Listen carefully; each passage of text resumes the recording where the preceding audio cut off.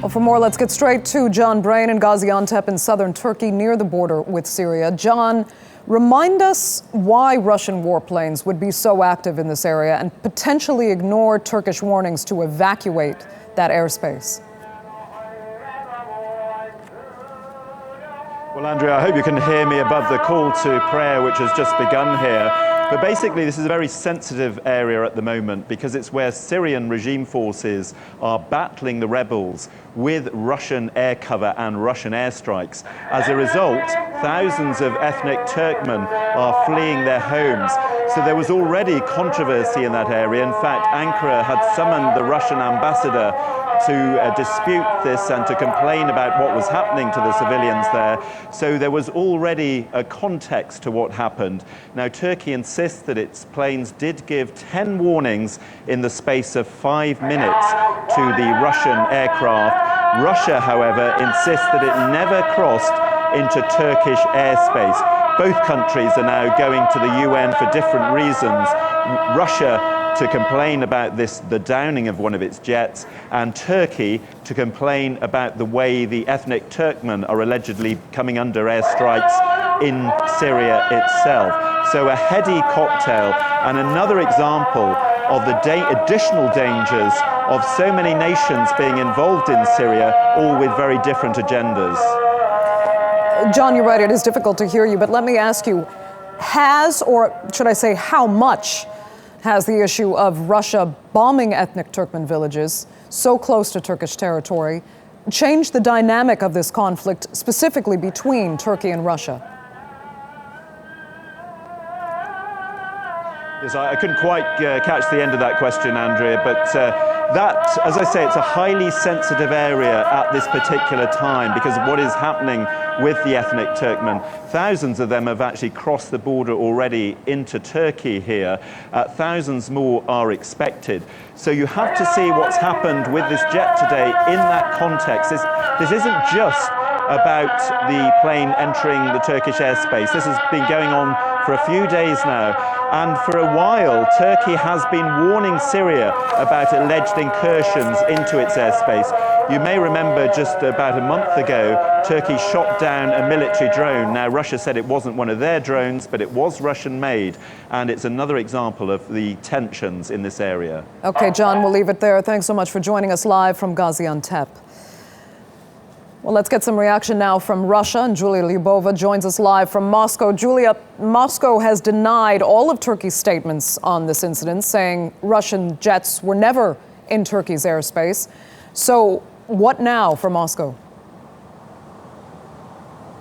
Well, that's right. The Ministry of Defense in Russia has confirmed that its Su-24 plane was shot down, but it strongly denies that the plane violated Turkish airspace. The Ministry of Defense released a statement on its website saying that on the territory of Syria, presumably as a result of fire from the ground, a Russian Su-24 plane crashed in Syria, and that the plane was at an altitude of 6,000 meters. Well, now Russia is carrying out its investigation and is also trying to establish the fate of its pilots, who are believed to have ejected themselves and parachuted, but it's not quite clear where they are or what happened to them. We've also heard from Dmitry Peskov, the Kremlin spokesman, who said that this incident was indeed very serious, but has called not to jump to any conclusions. So the investigation is underway, and we should be getting some statements from the Ministry of Defense later today. So, Julia, can you tell us what steps Moscow might take next? Will there be a very clear effort to de-escalate this now, especially considering the very close economic ties these countries share? Absolutely. Well, indeed, both Turkey and Russia have very close ties economically and trade-wise.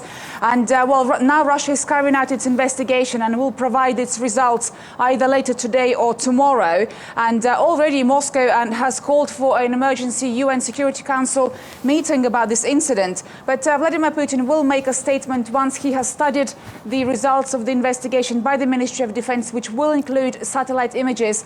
And then we will see what steps Moscow and Ankara will be taken next. But already the relations between Russia and Turkey are very uneasy. Yeah, if we remember back in October, there were at least 2 incidents when Russian jets violated Turkish airspace. And Ankara warned that if that happens again, then the planes will be shot down. So we'll have to wait and see. Certainly this incident will not be brushed under the carpet. So we'll wait and see what happens next. Okay, Julie, we'll leave it there. Thanks so much for that. Now for NATO's response, Jack Perrick joins us from Brussels. Jack, NATO is planning to hold an emergency meeting now in response to the downing of that Russian warplane by Turkey. Is there any indication of what NATO's response could be here? At the moment, not yet. We have heard that I've just been on the phone to the NATO guys, and they've said that they are holding a meeting at 16 GMT here in Brussels. The ambassadors from all the member countries of NATO will sit and discuss further action. NATO was called on by the Turkish Prime Minister Ahmet Davutoglu to respond to this, so they will be putting together a position. We're not expecting a press conference from NATO, but we are expecting some kind of statement. It's likely that NATO will be very strong in its rhetoric against Russia, as it was when Russian airplanes violated Turkish airspace over the last couple of months. But whether they'll take direct action in any way, we'll have to wait and see. And Jack, as you know, NATO's relationship with Russia remains strained. So how willing will the alliance actually be to take on Moscow over this issue? Well, this is a really key issue, in fact, at the moment, with NATO and Russia having really strained relations post-Ukraine and the annexation of Crimea, but also over airstrikes in Syria. NATO has called on Russia to align itself with the efforts of the international community for what they're doing in Syria. And violations of a NATO member airspace will not be accepted and not be taken very well. NATO members, if one is attacked, their commitment is to all go together. Clearly this might not be considered an attack on Turkey, but it certainly will raise some very serious concerns.